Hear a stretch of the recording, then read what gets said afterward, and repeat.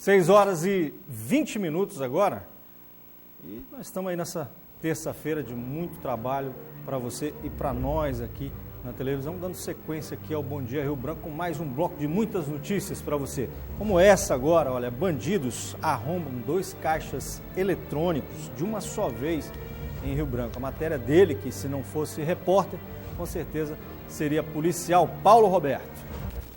O arrombamento a 2 terminais eletrônicos dessa agência bancária localizada na rua Coronel José Galdino, no bairro do Bosque, aconteceu no início da manhã do domingo, 31 de janeiro. A Polícia Civil já iniciou as investigações, analisando as imagens das câmeras de segurança, na busca de identificar e prender os autores.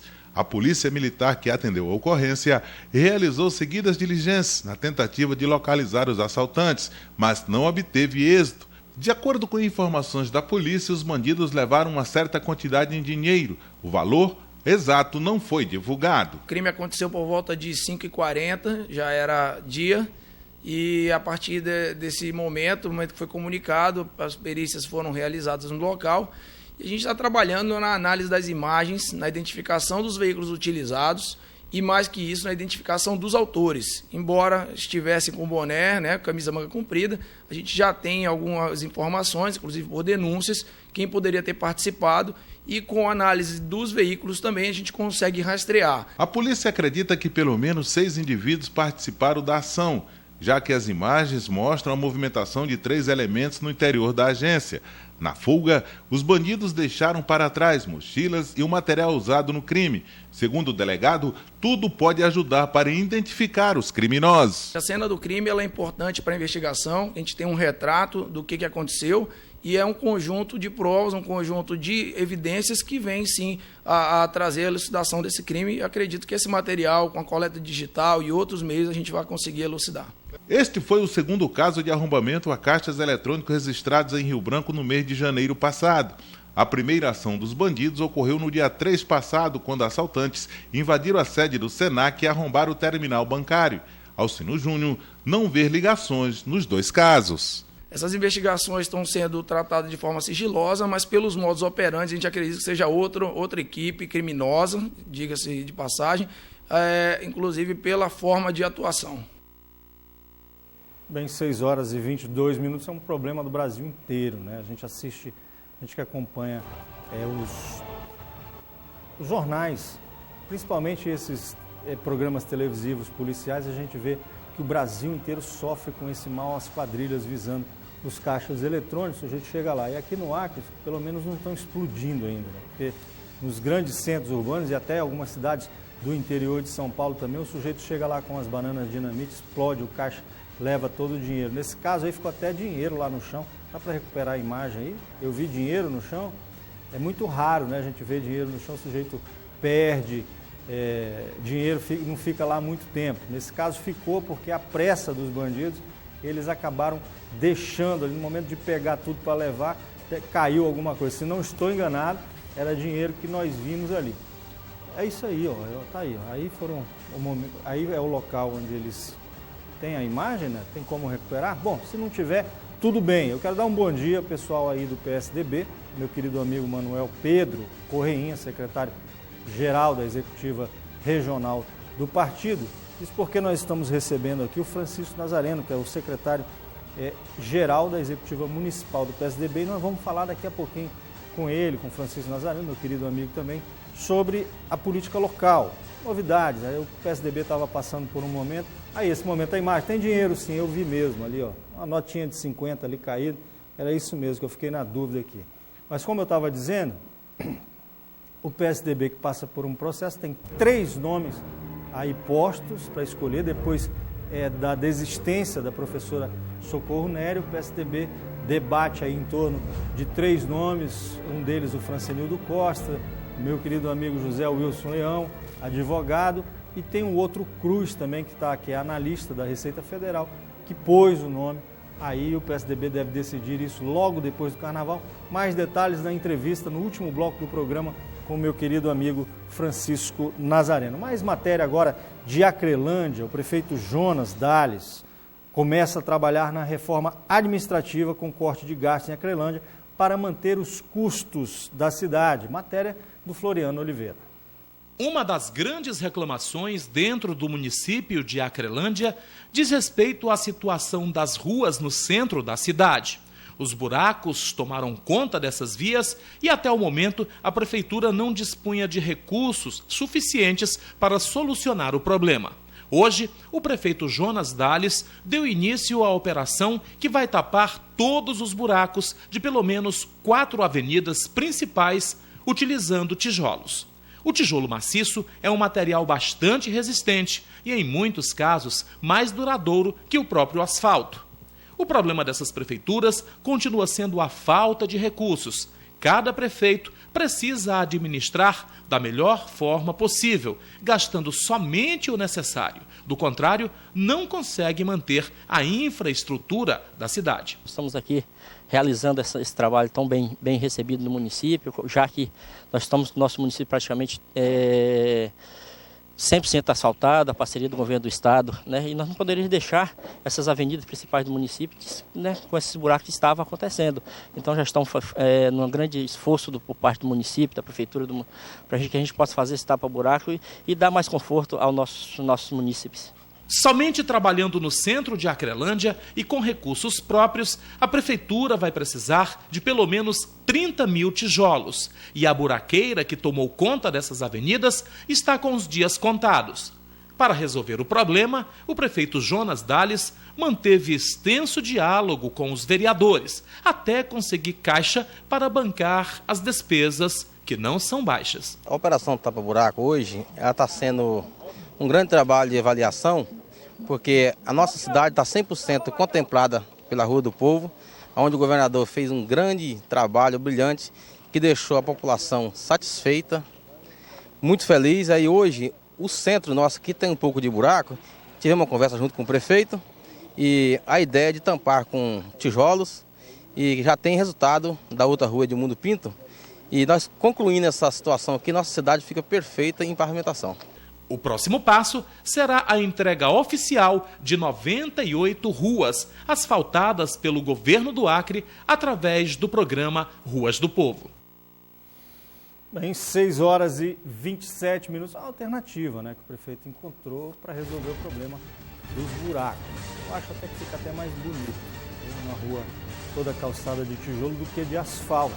Esquenta menos, porque o tijolo absorve o calor em vez de refleti-lo, como no caso do asfalto, e gera emprego, porque aquece ali o setor das... Como é que chama mesmo o setor que mexe com isso? De cerâmica. O setor que mexe com isso, com a fabricação de tijolos, acaba sendo beneficiado. E o dinheiro fica no município. É uma boa alternativa para quem está com problemas, como a Prefeitura de Acrelândia, a exemplo de todas as outras, porque essa quebradeira no Brasil inteiro, essa crise econômica afetou, obviamente, o orçamento de todas as prefeituras, que passaram a receber menos recursos, e as que já estavam com problemas, que eram quase todas, estão com mais problemas ainda. O prefeito está trabalhando, e isso é bom, obviamente, que a população de Acrelândia agradece. Sessão solene marca o início dos trabalhos no ano legislativo, matéria do repórter Paulo Roberto. Após o recesso de fim de ano, os vereadores de Rio Branco retornaram na segunda-feira às atividades na Câmara Municipal, com a realização de uma sessão solene. Na oportunidade, o prefeito em exercício da capital, Márcio Batista, leu a mensagem do Executivo. Ele fez um balanço das ações desenvolvidas pela Prefeitura em 2015 e os desafios que o prefeito Marcos Alexandre terá pela frente para este ano. É um ano de desafio, muito trabalho, mas a exemplo dos anos anteriores, com os pés no chão e com um sentimento de estar cada vez mais próximo da população para a gente poder dialogar democraticamente sobre os avanços que nós certamente teremos e que vão cada vez mais melhorar a qualidade de vida do nosso povo. Por se tratar de um ano de eleições, os vereadores prometeram se empenhar o máximo durante as sessões na Câmara. O líder do prefeito na casa acredita que o processo eleitoral não irá interferir nos trabalhos do Legislativo Municipal. Nós temos um compromisso com a sociedade de estar sempre olhando com carinho os projetos que vêm do Executivo e os que são apresentados pelos vereadores para o melhor da sociedade. Nós sabemos que esse ano é um ano muito difícil, questão de crise financeira, nós temos a questão de epidemia de dengue, do Zika vírus no Brasil, e Rio Branco tem que ter esse olhar, esse cuidado, e a Câmara Municipal vai estar ativa junto com a Prefeitura de Rio Branco. Mas podem ficar convictos que nós não vamos parar nenhum tipo de sessão, como o presidente tem colocado na abertura, nós vamos estar sempre trabalhando. A eleição não vai atrapalhar os trabalhos da Câmara Municipal. O presidente da Câmara, Artêmio Costa, assegurou que o cronograma de sessões serão cumpridos.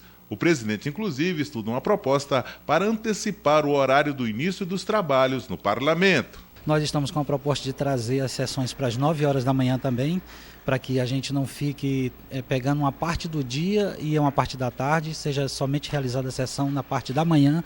Então essa é a garantia que a gente dá, que nós vamos ter todo um parlamento empenhado como foi em 2015.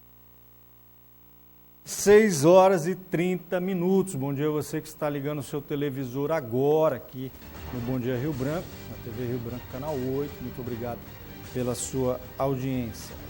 Eu espero mesmo, todos nós esperamos que a Câmara não pare. E dá para acreditar, já que estão garantindo, o presidente Artêmio Costa está garantindo que não pararão os serviços, as atividades legislativas, a gente pode acreditar. Agora, isso não quer dizer que aqueles vereadores que serão candidatos a deputado estadual, por exemplo, eles frequentem o legislativo. É óbvio que esses aí estarão ausentes durante o período eleitoral, o que vai acontecer também lá na Assembleia Legislativa, já que nós temos 2 deputados que, ao que tudo indica, concorrerão à Prefeitura da capital. É o caso do Heber Machado, do PSTC, e da Eliane Sinhazic, do PMDB. Vou esperar também que a Assembleia, eu acho que a Assembleia também não para, não.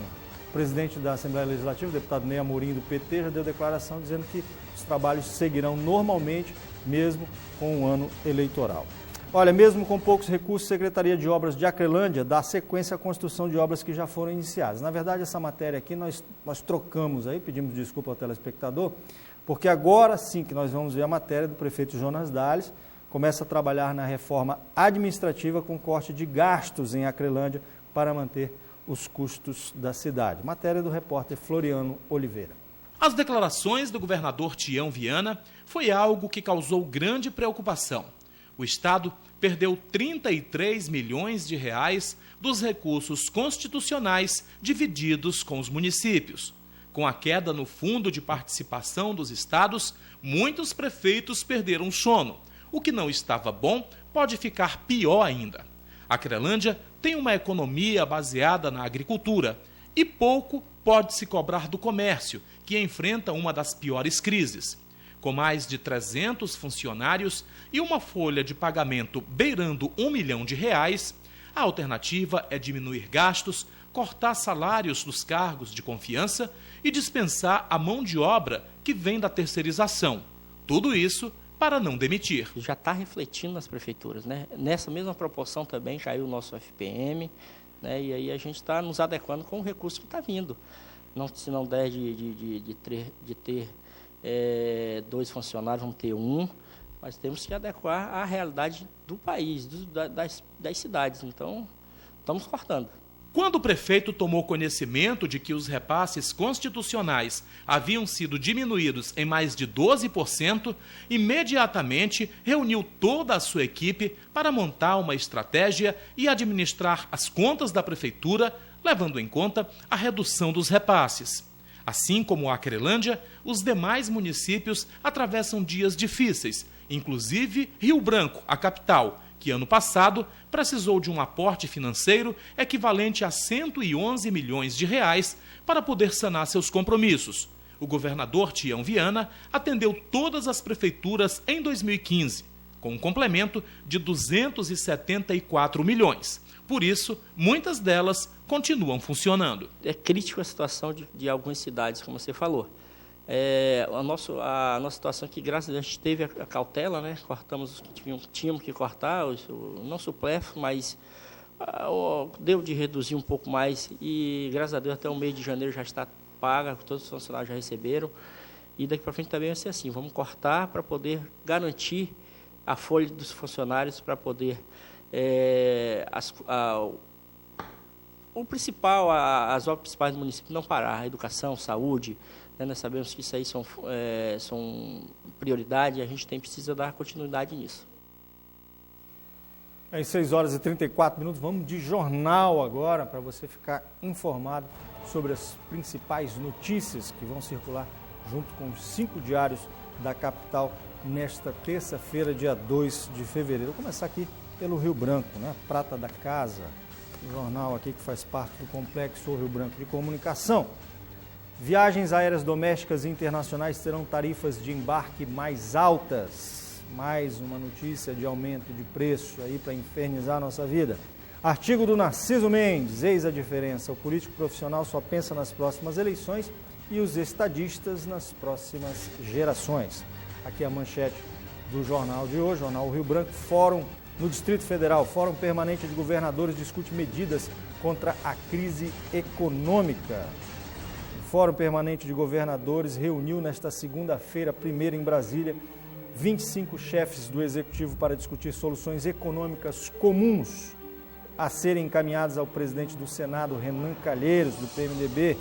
O governador Tião Viana foi um dos participantes e engrossou a discussão acerca do não endividamento dos estados e do estímulo ao crescimento dos setores produtivos.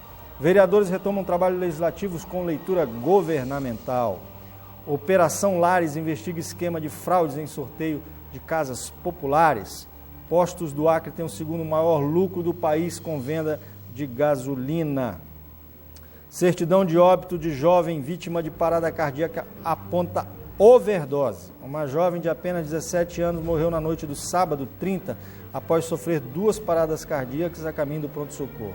Ela foi encontrada desacordada em meio aos foliões do esquenta de carnaval que acontecia no conjunto Esperança. Infelizmente, mais uma morte devido às drogas. As drogas, meu pai dizia que droga só tem 2 caminhos. Ou o sujeito vai para o cemitério ou vai para o presídio. Essa foi para o cemitério tão nova, 17 anos de idade.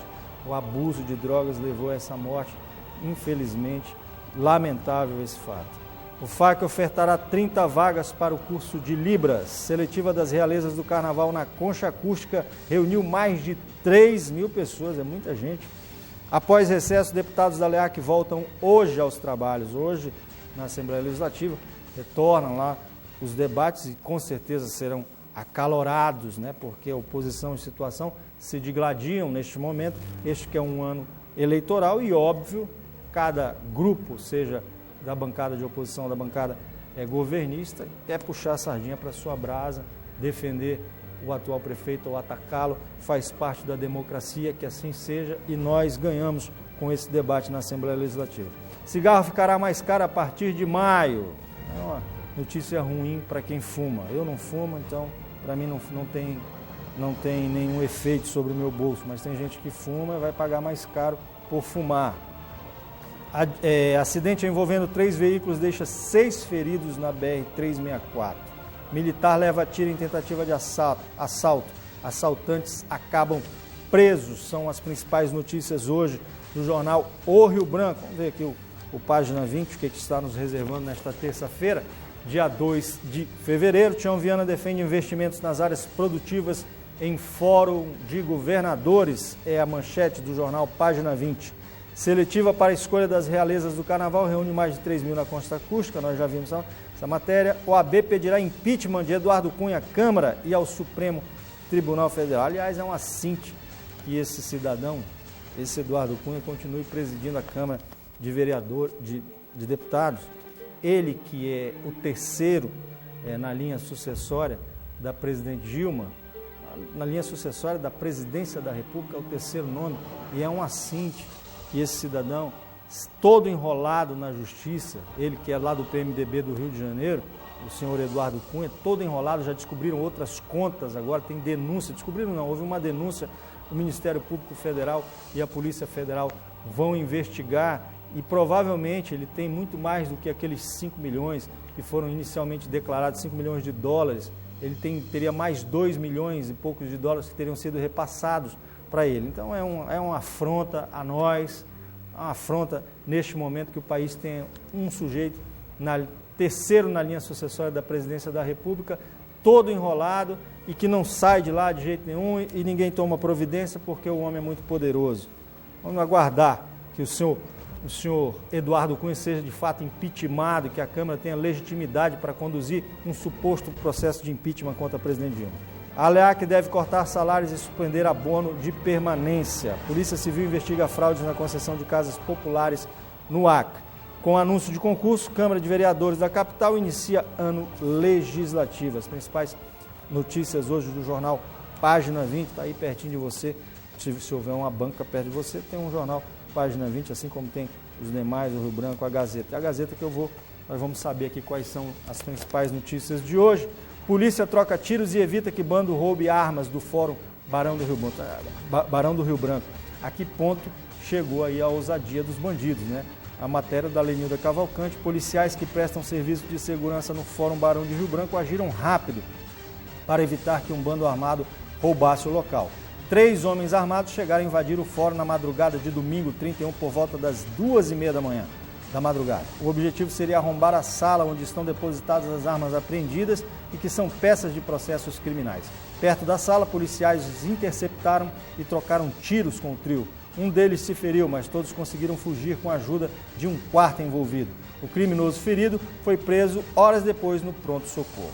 Operação Lares acaba com suposta farra de sorteio de casas populares no Acre. A principal a manchete do jornal hoje: governadores pedem alongamento da dívida dos estados em fórum permanente para conter a crise. Artêmio garante que eleições não vão parar sessões na Câmara, matéria que nós vimos agora há pouco. E policial tem casa invadida, mas reage e consegue ferir 2 e prender um dos ladrões. Esse é bom. Esse aí reagiu, feriu 2, ainda prendeu o 3º.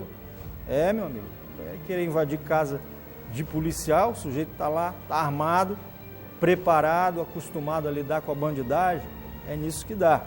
A ANAC reajusta teto das tarifas de aeroportos, são as principais notícias que circulam no jornal A Gazeta. Olha, polícia investiga funcionários públicos, essa matéria que eu acabei de ver aqui no jornal, e corretores que estariam envolvidos em esquema para a entrega de casas populares. Matéria do repórter Paulo Roberto.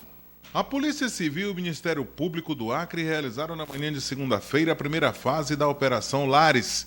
De acordo com a polícia, funcionários públicos e corretores estariam envolvidos em um esquema de fraude na entrega de casas populares. Segundo a polícia, o esquema funcionava assim: pessoas cadastradas nos programas habitacionais do governo eram procuradas por corretores que garantiam a entrega da casa, mediante o pagamento de uma certa quantia financeira. A denúncia foi feita pela própria Secretaria de Habitação do Estado e depois por uma das corretoras que fazia parte do golpe. Nós já temos indícios suficientes, né, de pessoas que participaram, corretores que faziam a captação de interessados em serem contemplados. Algumas dessas pessoas que pagaram, elas inclusive já tinham cadastro na SEAB. E como não tinham sido contempladas, elas viram ali uma oportunidade. E isso é um detalhe importante, porque todas sabiam que estavam cometendo algo ilícito, que estavam corrompendo, né, servidores para ter essa facilitação. Então, nós identificamos corretores, identificamos também a funcionária da SEAB, que facilitava essa documentação, porque a documentação, quando chega todo o cadastro que preenche requisitos, há também a visita de assistentes sociais no domicílio, para ver se a pessoa é carente ou não. Então, nós temos muitos elementos. De acordo com a promotoria do Grupo de Atuação Especial de Combate ao Crime Organizado do Ministério Público, GAECO, mais de 30 pessoas repassaram valores entre 5 a 30 mil reais aos corretores, que prometiam facilitar a entrega das casas populares. Esse residencial no conjunto ruilino seria o alvo da quadrilha. Segundo a investigação, uma servidora da SEAB e uma outra pessoa lotada na junta comercial facilitavam o esquema, que movimentou quase R$500 mil. Nós temos já capitalizado, das pessoas que nós ouvimos como supostas compradoras, mais de R$500 mil. Então a gente não sabe ainda afirmar qual a extensão do dinheiro que foi movimentado para a facilitação dessas contemplações. O que a gente sabe é que muita quantia foi utilizada, né, já que variava de 5 a 30 mil reais, e que nós temos aí dois lados da moeda: o comprador que praticou o crime e os servidores públicos e também pessoas privadas que participaram desse esquema criminoso. Recebemos lá uma das envolvidas, uma das supostas infratoras, que queria denunciar todo esse esquema de facilitação da a contemplação dessas casas. Nós colhemos as declarações que foram prestadas por ela e também o material que ela nos encaminhou de informação, celulares, e instauramos um procedimento, porque ela já tinha nos informado de que essa investigação estaria já sendo feita pela Polícia Civil, e foi onde a gente instaurou um procedimento para fazer o acompanhamento da investigação que o delegado Robert tinha instaurado. Os investigadores cumpriram 5 mandados de busca e apreensão nessa loja localizada na rua Coronel José Galdino, no Bosque. A polícia apreendeu computadores, documentos, celulares, pendrive e outros objetos. 8 pessoas foram conduzidas aqui para a sede da Secretaria de Polícia Civil. Eles não tiveram os nomes revelados. Após prestarem depoimento, todos foram liberados. Nós estamos robustecendo o inquérito, nós trouxemos hoje, cumprimos 5 mandatos de busca, 8 pessoas conduzidas coercitivamente, para que a gente tenha elementos probatórios, para que a gente dê a devida resposta. Nós, Estado e Polícia, de maneira nenhuma vamos agir de maneira retraída em ações como essa. Vamos sempre ser muito duros. Nós não admitimos nenhum tipo de postura dessa natureza. Essa é a nossa orientação.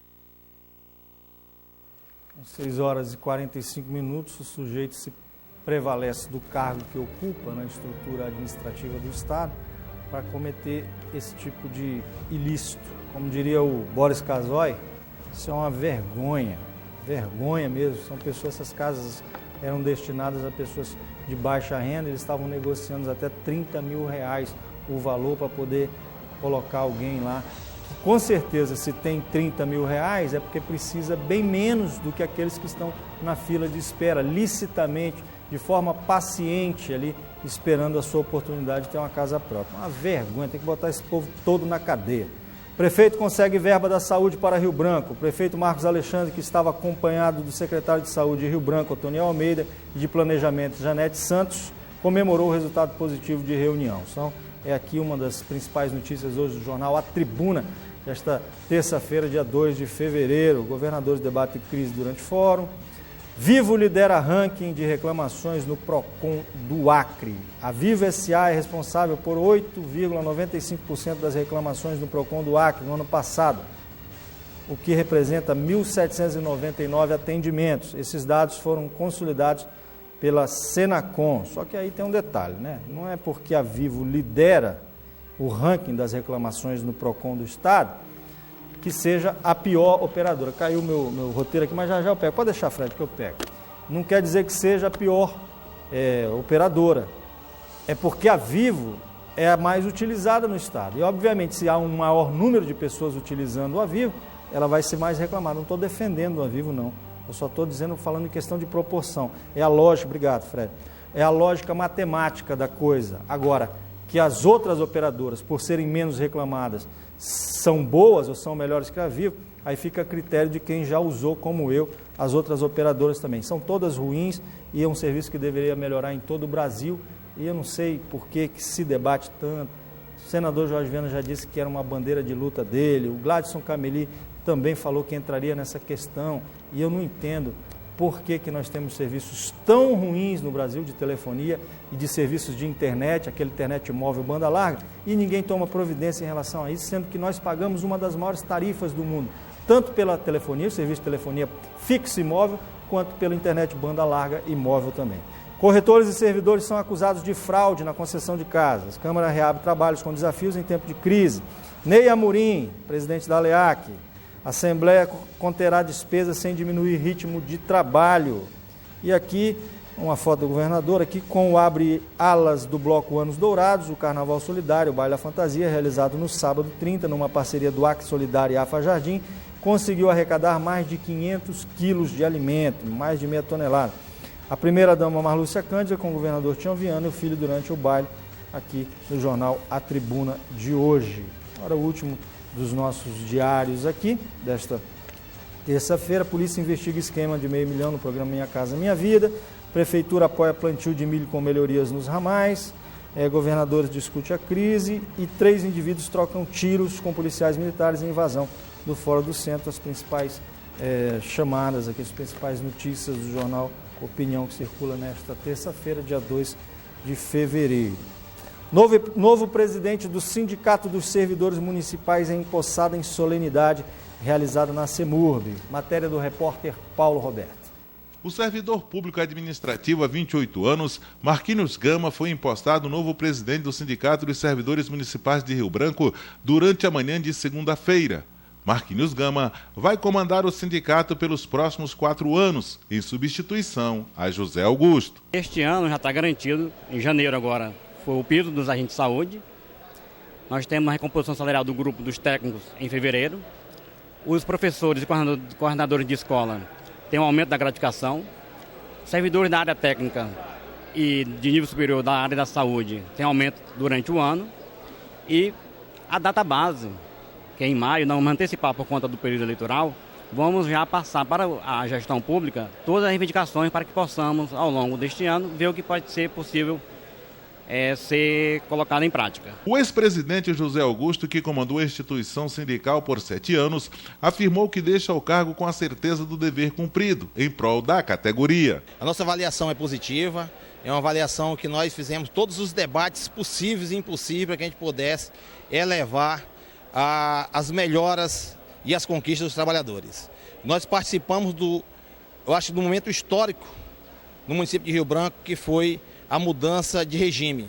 Nós saímos do regime geral, seletista, um regime próprio de previdência. A posse de Marcos Gama foi prestigiada por servidores, representantes sindicais e do secretário de administração do município, Cláudio Ezequiel, que representou o prefeito Marcos Alexandre no evento. O vereador Raimundo Vaz, que presidiu o sindicato em várias oportunidades, destacou a chegada de Gama no movimento. Para Vaz, é o início de um novo ciclo no Sindicato dos Servidores Municipais. A CEMUB ela consolida a cada pleito um novo projeto, porque aqui a gente renova.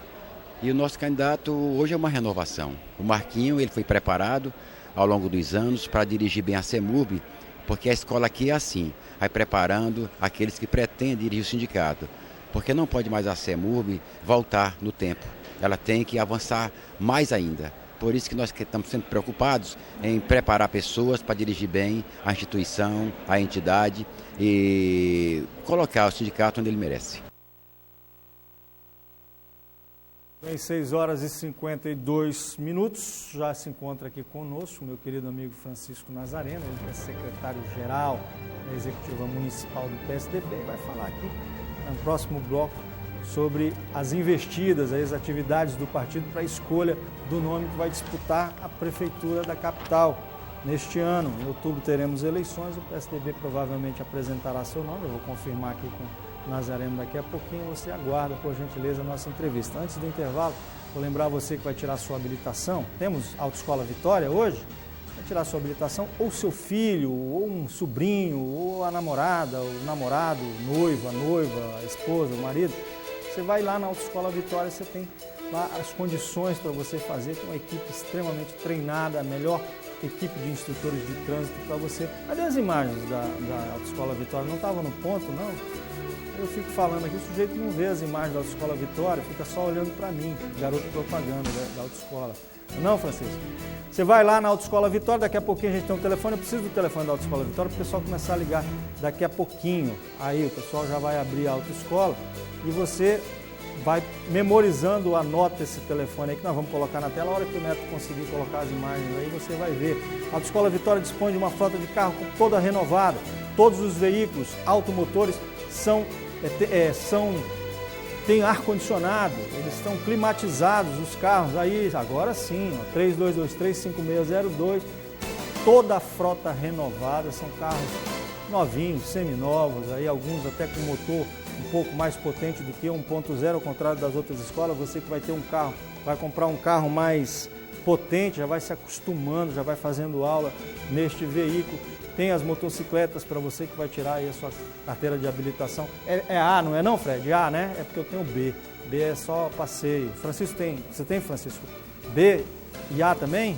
Você deveria ter tirado lá na Autoescola Vitória. Você já sabe, indica lá alguém na Autoescola Vitória. A Autoescola Vitória também tem micro-ônibus, carreta, caminhão. Para você que quer fazer aí uma aula de uns veículos maiores para você atuar no mercado de trabalho. 3223-5602. Pode dizer, Fred, pode falar para mim. Oi? Ainda tem um carro reserva? Ah, se quebra um, ainda pega... Aí, muito bem, Fred. Obrigado pela informação. 6h54, daqui a pouquinho você liga para a Autoescola Vitória, agenda a sua visita lá, você tem facilidade para pagar. Cartão de crédito, assina nota promissória, paga em várias vezes. Se for à vista, ainda tem desconto. Daqui a pouquinho eu volto aí com Francisco Nazareno, secretário-geral da Executiva Municipal do PSDB. Por favor, não saia daí.